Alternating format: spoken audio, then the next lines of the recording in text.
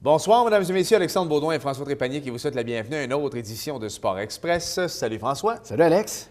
François, je regardais le classement des meilleurs golfeurs au monde. Oui. Tu t'approches de Tiger Woods. Ah oui? Écoute, il était 103e ce matin. Ça n'a pas de sens, hein? C'est sûr que le gars ne joue pas bien dernièrement, mais 103e au monde. Puis selon la rumeur, il reviendrait, mais pour le Masters, sans avoir fait Donc aucun le week-end prochain. Oui. Sans avoir fait aucun autre. Est-ce que c'est cette fin de semaine ou c'est l'autre? Tu vas être chez nous? Oui, oui. Mais c'est ma fête en fin de semaine, François. Ah, c'est ta fête, Alexandre. OK. Hey, 25 ans. Hey. C'est fou, hein? T'es fait pas, je te donnais 22. Ben merci, François. Ouais. Merci, j'apprécie, ouais. Ça va-tu à Boston pour ta fête, mon Alex? Non, je suis allé sur .com? .com. Alors, on va aller à la cabane à sucre. On aime ça, samedi. on aime ça. Je t'encourage, François. As-tu choisi ton érablière? Oui, oui, ça va être... écoute, j'oublie le nom, mais je vais toujours à la même place. Je suis à Richelieu, je tourne à droite, puis en tout cas... Raymond Meunier. Voilà, Raymond Meunier. C'est Raymond Meunier. Bon choix. Il y a des animaux, les enfants aiment ça. Tu te fais remettre. Ben oui. On aime ça. Puis on prend du poids. Merci pour la plug de macabanasucre.com. Ça fait plaisir, je suis là pour ça. Je suis là pour ça. François, on a parlé de Tiger, écoute, 103e, c'est le Masters en fin de semaine. C'est le tournoi. Le tournoi. Moi, je trouve que c'est celui. Même Alex, tout sport confondu, le Masters au golf et... Ouais. On s'entend, là. Le Masters est le plus prestigieux, mais tu sais qu'il y a eu un sondage l'an passé. Tu sais, les joueurs américains, lequel tournoi ils préfèrent remporter? Le US Open? Le US Open. Ouais. Ça reste... Je pense que le côté mythique, un peu du... C'est comme un peu le Indy 500 ou le Daytona. Ça, c'est un, peu c'est un peu le Masters. On voit que tu as toujours le NASCAR comme exemple. Hein? Ben, c'est ça, exactement. Tu peux pas... C'est un passionné comme moi, tu peux pas sortir le NASCAR de mes comparaisons. Bien, ça s'arrête là, François. Et tu veux remporter le veston vert, mais en même temps, je pense que tout Américain, le US Open, tu nais en étant... Tu regardes le US Open, mais en tout cas, quoi qu'il en soit... Ils sont très patriotiques, ces Américains. Voilà. Mais moi, mon tournoi, c'est le Masters, et puis c'est en fin de semaine. Un grand fan de football aussi, Alexandre. Hein? Très grand fan de football, autant de la Ligue canadienne que de la NFL. Et c'est rare que je prends des photos avec les invités. Ouais. Mais là, je n'avais pas le choix parce qu'on reçoit un chic type, François, le dernier gagnant de la Coupe Grey avec les Stampeders de Calgary. Simon Charbonneau-Campo, un gars de Saint-Jean-sur-Richelieu, Alexandre, qui a eu son mot à dire dans la finale, tout un catch qu'il a fait durant la finale. Simon, belle saison avec les Stampeders cette année. A commencé sa carrière avec les Tiger Cats d'Hamilton, a été échangé à Calgary et ça a été un vent de fraîcheur pour lui. Là. Quelle belle saison. Et puis, il a re-signé. On va en parler. En fait, ça va être en deux étapes. Vous allez voir d'abord avec François, on va parler plus de sa carrière au niveau de la Ligue canadienne de football, la Coupe Grey également. Et en deuxième partie, moi, je vais m'attarder plus parce qu'écoute, il a commencé sur le tard. Je ne le dirai pas tout de suite, on va en entendre tantôt, mais il a commencé tard, le mot est bon faible, exemple à suivre, Alexandre. Exactement.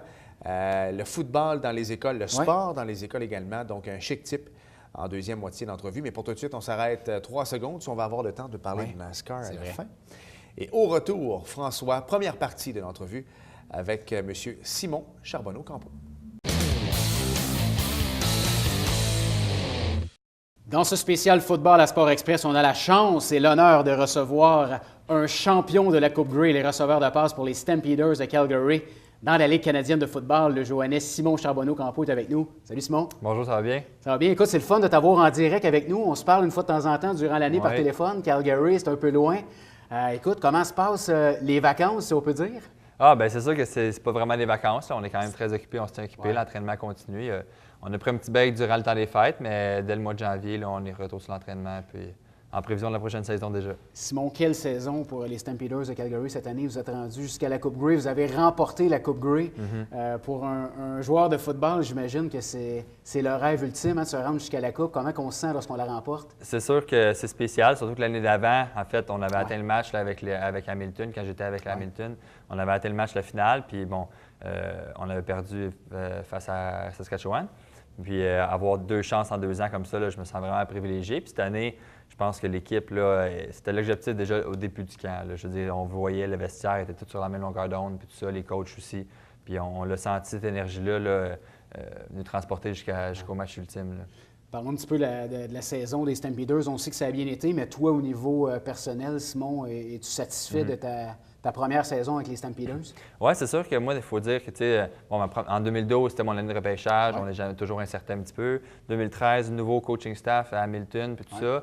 Ce coaching staff-là, ils ne m'ont pas vu nécessairement dans leur plan. Ça a été une année difficile. Là, échangé 2014. Fait que là, encore là, une nouvelle équipe. On ne sait pas trop dans ce qu'on s'embarque. Puis, non, je suis super content. Là, dès mon premier jour à Calgary, ils m'ont super bien accueilli. Puis, comme tu l'as dit, là, ils m'ont fait beaucoup plus confiance. Là, que j'ai réussi à me prouver durant le camp d'entraînement. J'ai eu un bon camp d'entraînement. Puis, toute la saison s'est bien déroulée. Puis, j'ai eu beaucoup de temps de jeu. Puis, encore là, à la Coupe Grey, malgré ma blessure, j'étais capable de revenir au jeu. Quel catch que tu as fait aussi. Pour les playoffs, quand même, tu as contribué à la victoire de l'équipe. C'est toujours le fun. Oui, c'est toujours le fun. C'est sûr qu'on contribue même si je ne fais pas l'attraper en tant que receveur. J'ai un bon rôle sur les unités spéciales aussi. Fait que ça, j'ai appris à aimer les unités spéciales, je te dirais, dans mes dernières années. Ce que je ne faisais pas à Sherbrooke dans le temps, beaucoup. Puis là, c'est mon entraîneur d'unité spéciale, il m'aime beaucoup. Puis il me fait confiance. C'est vraiment le fun. Parle-moi un petit peu de la transition entre les Tiger Cats d'Hamilton et les Stampeders de Calgary. Est-ce que, on va se le dire, est-ce que tu avais perdu confiance en ton poste chez les Tiger Cats ou c'était vraiment, y avait-tu un conflit avec l'entraîneur sans rentrer dans les détails? Non, pas nécessairement avec les entraîneurs. Des fois, c'est juste une question de vision. C'était pas une question là, de personnalité ou quoi que ce soit. Des fois, c'est comme ça. En étant Canadien aussi, il y a des entraîneurs qui voient les Canadiens à certaines places. Il y a mieux y avoir des Américains receveurs, par exemple, des choses comme ça. Puis, des fois, le sport professionnel, c'est une question de première impression. Là. Il suffit qu'il y ait un match. Je me rappelle à Hamilton, il y a un match, un des premiers que j'ai eu beaucoup de temps de jeu, j'ai fait quelques erreurs. Puis là, on dirait que tout de suite, ils te mettent dans la catégorie, on ne veut pas trop l'utiliser. C'est des choses comme ça qui peuvent se passer. On le voit au hockey avec les joueurs. Des fois, ils ont un mauvais premier match, puis on entend plus parler, il se fait échanger. Puis avec l'autre équipe, il est bon. Des fois, c'est comme ça. On en a vu dans... Puis, tu sais, la difficulté aussi de garder son poste dans la Ligue canadienne, on s'entend que beaucoup d'appelés et peu d'élus. Hein. Il y a également une équipe de pratique, donc tu dois travailler très fort pour garder ton poste à tous les matchs. Oui, c'est ça. Puis comme tu dis, oui, c'est une question de confiance, mais même quand on joue beaucoup, il ne faut pas prendre ça pour acquis comme quoi qu'on a un poste. Il faut toujours travailler fort. Puis même quand on joue moins, il faut continuer à travailler fort. Puis généralement, quand on fait ça, les joueurs qui font ça, ils finissent par avoir une bonne chance. Puis ça a été mon cas à Calgary. Parle-moi un petit peu de l'équipe à Calgary. Est-ce que tu as la chance de côtoyer quelques Québécois qui sont dans l'alignement également des Stampeders? Êtes-vous quelques-uns à Calgary? Oui, évidemment. C'est pas long qu'on se repère assez facilement. Là, on parle français et tout ça. Puis on a entre autres des anciens du Rouge-et-Or, Adam et Pierre, qui sont là avec moi. C'était leur première année, en fait, là, cette année.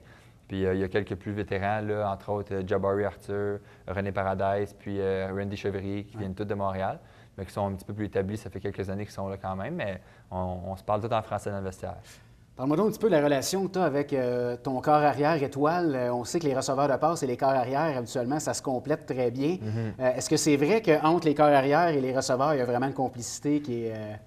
C'est sûr que il faut que tu sois ami avec. Là, si tu veux qu'il lance la balle, mais je veux dire, il y a plus que ça, évidemment, mais ça peut influencer. Quand on joue au golf, là, je le laisse faire ses roulés, puis tout ça, je suis gentil avec lui. Là, tu vas cader son sac. Exact. Moi, il dit quoi faire. Mais non, je veux dire, oui, ça peut influencer des fois, mais je veux dire, c'est une question de gagner sa confiance vraiment au niveau des pratiques. C'est là que ça se passe. Hein. Si tu pratiques bien, puis tu fais tout bien en pratique, tu attrapes toutes les balles qu'il te lance, il va te faire confiance, puis en game, il va venir vers toi. Là. Évidemment, il y a des lectures, mais bon, ceux qui ont joué au football, ils savent que des fois, ça reste un sport émotif, puis tout ça. Parle-moi un petit peu de ton premier touché cette année avec les Stampeders. Parle-moi du contexte un petit peu. C'était un match important. C'était un match retour. Là, dans le fond, c'était le troisième match contre Edmonton. Puis si on gagnait ce match-là, dans le fond, on s'assurait de passer devant eux. C'était cool. Il faisait une belle journée, il faisait beau. Le jeu, c'était pas un jeu super compliqué. C'est juste que j'ai battu mon homme, puis Beau, il m'a vu tout de suite. Puis ça a été... j'ai eu des jeux plus difficiles que ça, pour être honnête, mais c'est toujours un bon feeling, là, garder la balle, puis tout ça, ça fait un beau souvenir, c'est sûr. Parle-moi un petit peu, Simon, à Calgary, de l'ampleur du football de la Ligue canadienne. On sait qu'ici à Montréal, il y a les Canadiens, il y a les Alouettes, il y a l'Impact. L'Impact, les Alouettes qui essaient de se démarquer un petit peu du Canadien de Montréal. Parle-moi un petit peu de l'importance du football du côté de Calgary. Les gens aiment ça. Les gens aiment ça là-bas. Là. Oh, ouais, c'est sûr que ça reste au Canada. Le hockey, là, les Flames sont gros. Ouais. Mais je vous dirais que c'est la deuxième équipe, c'est la Calgary Stamps. Puis je pense que l'emblématique Stampeders, le cheval à Calgary, c'est une grosse emblème avec le festival des Stampedes puis tout ça. C'est le Cowboy Nation. On t'a vu, on va voir une photo présentement à l'écran de toi avec la Coupe Grey, avec ton chapeau de cowboy. Exact. Ils nous ont donné ça, ils nous recevaient, ils nous ont dit comment le mettre, comment crier le « Hee-ha » de Calgary, puis tout ça, le cri officiel si on veut. Puis non, c'est le fun, c'est une belle culture, puis les fans là-bas, ils nous supportent bien, puis sont présents au match, quand il fait beau, quand il fait pas beau, c'est le fun. Parlons rapidement du match de la Coupe Grey. Vous l'avez remporté cette année. Parlons un petit peu de la frénésie là, lorsque vous avez remporté la Coupe. C'est comme lorsqu'on voit les Canadiens, ça fait longtemps, en 93. Tu vois les gars, les festivités, c'était la même chose de votre côté. Oui, exactement. Je veux dire, c'est l'euphorie. Tu ne te rends pas tout de suite compte de ce qui vient de se passer.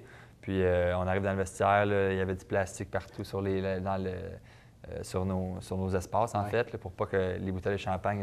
Champagne coulait à flot. Exactement. Les bouteilles de champagne, des cigares puis de la bière. Il y avait pas mal tous les produits illicites possibles. Il était là. Ah, vous les méritiez, par exemple? Oui, exactement. C'est une longue saison, la Ligue canadienne, quand même. Là. Les ligues universitaires un peu plus jeunes, tout ça, c'est 9 games au Canada en général, parce qu'avec la température. Mais dans la Ligue canadienne, on commence plus tôt, donc c'est 18 matchs quand même. Donc ça fait une longue saison. Là. À la fin de la saison, tu n'es pas fâché de retourner... dans ton patelin, exact. Parle-moi un petit peu de l'entraînement, comment ça fonctionne. Toi, est-ce que tu as un programme d'entraînement que l'équipe t'envoie en préparation de la prochaine saison? Parle-moi d'une journée type là, lorsque tu ne joues pas au football présentement. Bien, c'est sûr que l'équipe nous envoie des programmes d'entraînement, mais c'est surtout pour nous encadrer. La majorité des gars, souvent, s'entraînent avec un entraîneur personnel. Là, qui s'occupe d'eux durant la hors-saison. C'est mon cas à moi. Donc, j'ai mon entraîneur ici, Xavier Roy, une ancienne université de Sherbrooke. C'est la première année que je fais avec lui, mais je le connaissais déjà puis tout ça. Puis ça va vraiment bien. Là. Je m'entraîne fort. Je m'entraîne entre autres aussi avec Kevin Régimbal souvent, ou Alexandre Dupuis, même un gars de Montréal qui joue à Toronto. Kevin Régimbal, un ancien de Sherbrooke qui joue en Saskatchewan. Fait que, quelques gars, là, les gars qui reviennent au Québec, on le sait, puis on s'entraîne ensemble. Samuel Giguère, Arnaud, entre autres, là, on court ensemble le vendredi aussi. Puis... Comme tu l'as mentionné au début, c'est loin d'être des vacances, hein? Oui, c'est ça. Bien, c'est sûr qu'on n'est pas à plaindre. On a du temps libre quand même pour, sur plusieurs projets en même temps. Entre autres, là, sur un projet avec un ancien géant, en fait. Je vais collaborer avec lui pour... En fait, c'est une entreprise de mode, c'est des T-shirts. Ça s'appelle Poche et Fils. Donc, je vous invite à aller voir sur Facebook. Là. Puis, c'est un ancien géant de Saint-Jean, Anthony Vandram, qui a parti ça. Puis, ça, je vais collaborer avec eux pour essayer d'expandre la marque dans l'Ouest, en fait, dans l'Ouest canadien. Fait que, des projets comme ça, genre, on essaie de s'en occuper avec l'entraînement et tout ça. On risque de te voir avec un T-shirt Poche et Fils très prochainement. Exactement, ben oui. Bien, Simon, écoute, merci beaucoup d'être passé à l'émission. On te garde en studio. Alexandre va faire la deuxième partie de l'entrevue avec toi. Où on va parler un petit peu de ton parcours, parce que le football, ça n'a pas commencé si jeune que ça pour toi. Non, en effet. Merci, Simon. Parfait, pareil.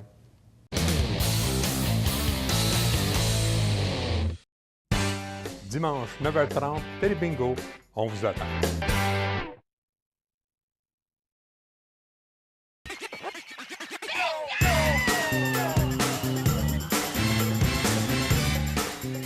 Pour vous divertir dans le confort de votre foyer, Télé Bingo, TVHR, tous les dimanches matins, 9h30, avec votre meneur de jeu, Alain Rameau.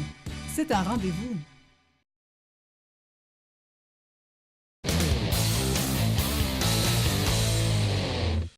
On poursuit notre spécial football à Sport Express avec le joueur des Stampeders de Calgary, Simon Charbonneau-Campeau. Merci d'être resté, Simon. Ça fait bien plaisir. Apprécié. Ça fait plaisir. Simon, avec François, tantôt, on a parlé plus de la dernière saison de la Ligue canadienne de football, mais j'aimerais ça un peu qu'on parle de ton background, parce que moi, si je me fie à ce que j'ai lu, tu as commencé quand même sur le tard, le football, toi. Exact. J'ai commencé à ma dernière année au cégep, en fait, à Saint-Jean, ici. Avant, j'étais plus dans le soccer, donc j'ai commencé mon cégep à Édouard-Montpetit, dans l'équipe de soccer et tout ça. Puis à ma dernière année de cégep, en fait, là, le soccer, je ne voyais pas d'opportunité vraiment de faire ça plus loin. L'université, oui, ça m'intéressait, mais bon, plus ou moins. Jouer au soccer à l'université, je veux dire. Puis c'est quelques joueurs, les géants, là, mes amis, des comme Vincent Bisaillon, les jumeaux Vien, que vous connaissez peut-être. Puis ils m'ont convaincu là, de venir essayer ça. Puis bon, je me suis dit, c'est ma dernière chance de jouer au football, donc pourquoi pas. Puis ça a bien été. Puis après, là, les recrutements universitaires sont arrivés. Ça m'intéressait. Le sport universitaire là, au football, c'est cool. Il y a une belle visibilité puis tout ça. Donc je me suis lancé là-dedans. Là, j'ai lâché le soccer après ça, puis j'ai continué dans le football. Ouais. Il y a eu les géants, ensuite de ça, l'Université de Sherbrooke, le vert et or. Ma femme est diplômée de l'université là-bas. Je sais que ça commence à être une belle religion, le football, dans les universités au Québec. Ça fonctionne très, très bien. J'aimerais ça que tu m'en parles. C'est pas aussi gros qu'aux États-Unis, on se comprend. Mais les gens commencent à embarquer de plus en plus. Oui, c'est sûr. Le football au Québec en général, je vous dirais que ça progresse beaucoup dans les dernières années. Là. On peut remercier des programmes comme vous dites, des Rogéard encore. Le Rogéard qui a beaucoup de succès dans les dernières années. Puis cette année, l'Université de Montréal a remporté la Coupe Vanier. Ça en dit beaucoup justement sur le développement des plus jeunes, en fait. Parce que ça commence avec l'école secondaire et tout ça. La qualité des coachs s'améliore, la qualité des équipements, du financement. Ouais. Dans les dernières années, on espère que ça va continuer comme ça. Je l'espère aussi. Mais tu sais, l'an passé, il y a eu comme une espèce de polémique. Bon, d'abord, le Rouge et Or était comme, au début, invaincu encore. C'est peut-être pour ça que la majorité des gens sont contents que l'Université de Montréal ait remporté, justement parce que les gens ont pu mettre un frein là-dessus en disant non, il y a d'autres universités qui peuvent remporter le fameux trophée. Mais en même temps, toi, tu sors du vert et or, tu es dans la Ligue canadienne de football. Si on regarde les 2 joueurs qui ont signé dans la NFL l'an passé, c'était pas dans les plus gros programmes. Bon, tu avais l'Université de Montréal, mais tu avais l'Université McGill également. Qui n'est pas reconnue pour nécessairement. Non, exactement. Puis disons qu'il y avait eu quelques scandales à McGill aussi au cours des dernières années. Fait que c'était pas les meilleurs joueurs de football ne se ressortaient pas tout le temps non plus.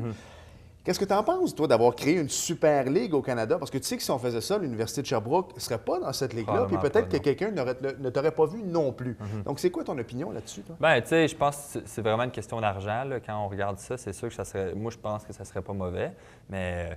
je veux dire, il y a tellement de facteurs qui rentrent en ligne de compte. Là. Je dis ça, c'est mon opinion personnelle. Je connais pas tous les côtés financiers à ça, mais je pense que c'est vraiment le côté finance. En ce moment, il n'y a pas assez d'argent des universités dans le sport pour, je pense, permettre aux équipes de voyager en avion. Là, ça serait pas assez rentable. Mais bon, peut-être dans le futur, espérons que... Je pense que le Rogéard, entre autres, si vous dites, oui, ça a été un programme qui a eu beaucoup de succès, je pense que les autres équipes, au lieu de dire, bon, pourquoi ils gagnent tout le temps, ou chez Harley, il faut changer quelque chose, je pense qu'il faut s'en inspirer dans le sens que eux, qu'est-ce qu'ils font de bon? Bien, ils ont des installations qui sont probablement les meilleures au Canada. Ils ont des coachs qui sont probablement les meilleurs aussi, mieux rémunérés, etc. Déjà, ces 2 conditions-là, si les autres universités feraient ça, ça améliorerait leur programme, c'est sûr. Exact. Puis là, je parle là au Québec puis à travers le Canada, puis on regarde les autres programmes qui ont du succès, que ce soit à Montréal qui en ont eu. Ils ont rénové leur gym. On entendait parler, on voyait ça sur les médias sociaux. Les gars, ils en parlent. Ils regardaient le nouveau gym au Carabin, ça fait 2 ans.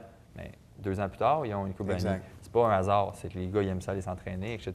Puis ça les tient à l'école, ça les fait rayonner là, au niveau du Canada. Je pense que les universités qui sont en arrière, il faut qu'ils emboîtent le pas, là, c'est certain. Puis il faut qu'ils se fassent aider, évidemment, par ceux qui contrôlent l'argent. Tu devais avoir quand même de certaines aptitudes parce que commencer le football au cégep, c'est pas rien. Je sais bien, tantôt, on le voit pas à l'écran, mais tu es un grand garçon. Qu'est-ce qui a fait que tu as développé sur le tard? Aujourd'hui, tu es champion de la Coupe Grey. Tu devais avoir certaines aptitudes. Jouais-tu au flag football, quelque chose? Oui, bien, j'ai joué au flag un petit peu, c'est sûr. J'ai joué avec mes amis et tout ça, mais je pense que le football, c'est un sport qui récompense beaucoup les qualités athlétiques. J'étais gardien de but au soccer, donc c'était la position que jeune, je vous dirais qu'il y a plus d'accès sur l'entraînement parce qu'il faut que tu sautes haut, il faut que tu sois rapide, il faut que tu sois dynamique et tout ça. Fait que mon entraînement était déjà, elle ressemble en fait beaucoup à un entraînement de football. Donc, je pense que ça m'a vraiment aidé à avoir un pas en avant. J'ai commencé très jeune au soccer quand même, 9-10 ans, j'étais dans le gym puis je levais des poids et haltères, tandis qu'au football, des fois, il commençait un petit peu plus tard. Je pense que ça m'a aidé justement à me développer un petit peu ce côté-là de mon côté athlète. Puis par la suite, bien, tu sais, quand on aime ça, moi, j'ai appris à aimer le sport. Quand on aime ça, après, bien, c'est facile à apprendre. Tu passes du temps à regarder du vidéo, etc. Puis j'ai eu des coachs à Sherbrooke qui m'ont beaucoup aidé justement à me développer, puis qui m'ont vraiment appris beaucoup de choses. Puis c'est ça, comme puis quand je suis tombé dedans, tu as la piqûre, tu te mets à aimer ça, c'est facile d'en faire beaucoup, là. Simon, tu as réussi quand même un gros jeu lors de la Coupe Grey. Moi, je veux savoir comment les Québécois sont vus dans la Ligue canadienne de football. Vous qui sortez des ligues universitaires québécoises, on a arrêté de faire rire de nous. Là. Le système universitaire québécois est très bien vu. Oui, puis on regarde dans chaque équipe, par exemple, si Calgary, on joue contre Edmonton, évidemment, les Québécois, on se connaît, il y a juste 6 équipes au Québec. Ouais. On va tous se voir, puis on se rend compte qu'il y en a pas mal qui sortent du Québec. Là. Puis on est bien vu, c'est sûr que c'est drôle. Des fois, les anglophones rient de nous un peu avec notre accent, c'est sûr.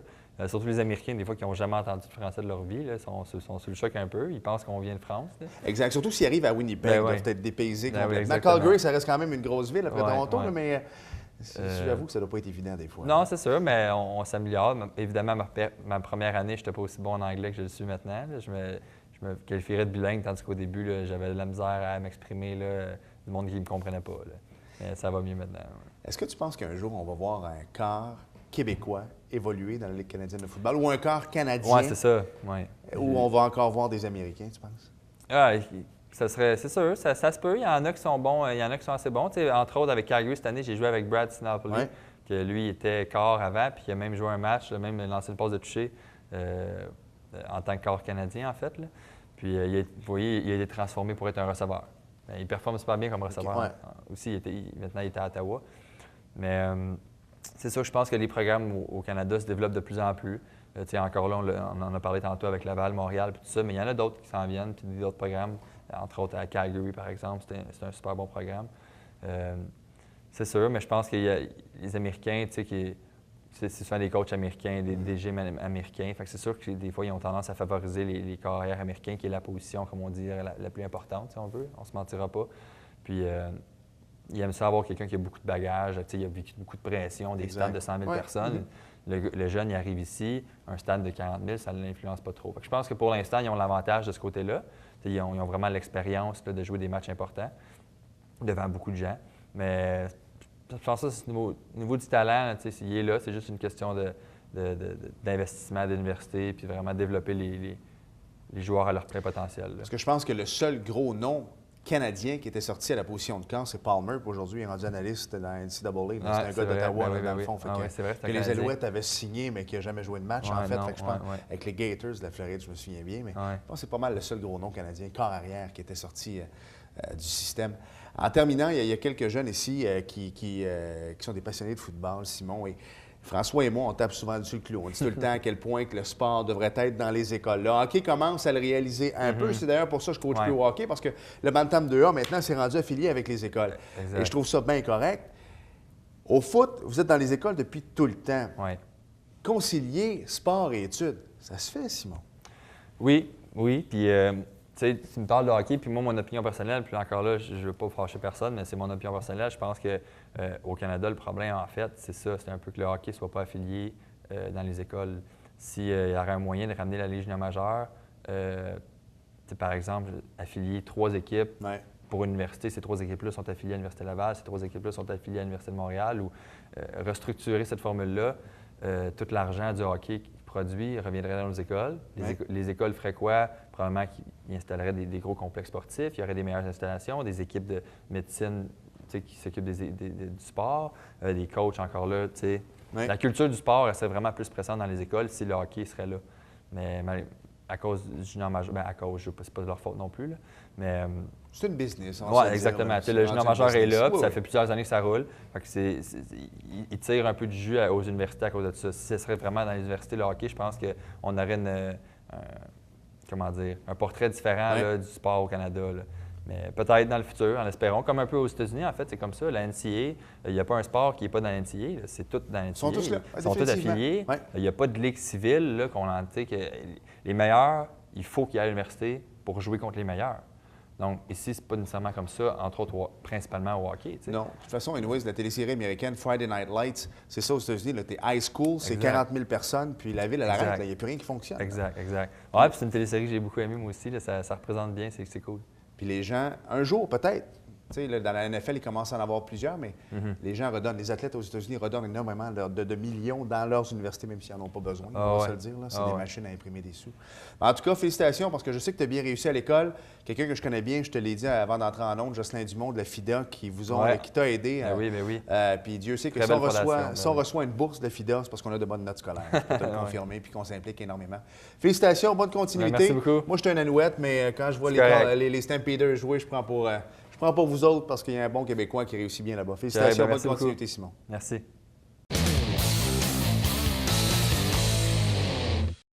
Nous sommes de retour à Sport Express et François, on se doit absolument de parler de NASCAR. Certainement. Je vais lire au complet parce que des fois, j'essaie d'improviser puis ça ne marche pas. Ton recherché, ça fait le travail, tu n'as qu'à lire. Exactement. Donc, dimanche dernier était présenté le STP 500 6e épreuve de la série Sprint de NASCAR, mon cher, sur l'ovale de Martinsville Speedway en Virginie.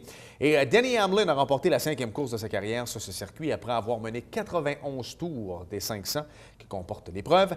Brad Keselowski termine au 2e rang devant Joey Logano, Matt Kenseth et David Reagan, bien connu dans sa famille. Lui, il complète le top 5. Ouais. Alors, le classement des pilotes après 5 courses, François. Bien important. Le meneur, c'est Kevin Harvick. Oui, comme d'habitude. Le deuxième, 24 points derrière, c'est Joey Logano. À 32 points derrière, c'est Martin Truex Jr., bien connu dans sa famille lui également. En 4e position, à moins 57 points, c'est Brad Keselowski. Et celui qui complète le top 5 à moins 70 points, c'est Kasey Kahne. Et en date d'aujourd'hui, François, 5 pilotes sont déjà qualifiés d'office pour le sprint de fin de saison. Déjà? Oui, en raison de leur victoire. Ce sont Kevin Harvick qui en a remporté 2. Joey Logano a une victoire. Brad Keselowski également en a une. Denny Hamlin et Jimmy Johnson. Oui. Et la prochaine course, mon cher, c'est dans 2 semaines, parce qu'en fin de semaine, c'est Pâques. On va en parler la semaine prochaine, justement. Hein? On va parler de NASCAR avec Richard Racicot. Oui. Ne manquez surtout pas ça. Alors, dans 2 semaines, c'est le samedi. Ah, c'est pas un dimanche cette fois-ci. C'est un samedi, le 11 avril à 19h30. C'est le Dock Commander. Ça, c'est pour... Ben oui, ça a rapport avec les canards. Oui, ça va être bon. Ça va être bon. Oui, ça, le... Oui, tu l'as bien. Voilà, merci beaucoup. Alors, c'est le Dock Commander 500 du Texas Motor Speedway à Fort Worth. Alex, on parle de football la semaine prochaine aussi? On parle de football parce que tu vas avoir Samuel Fournier, notre bon chum, qui va être là également. Oui, les Alouettes. Oui. Merci, François. Merci, Alex. Bon congé pascal à vous. Merci d'avoir été là. Et à la prochaine. À la semaine prochaine. Salut. Bye bye.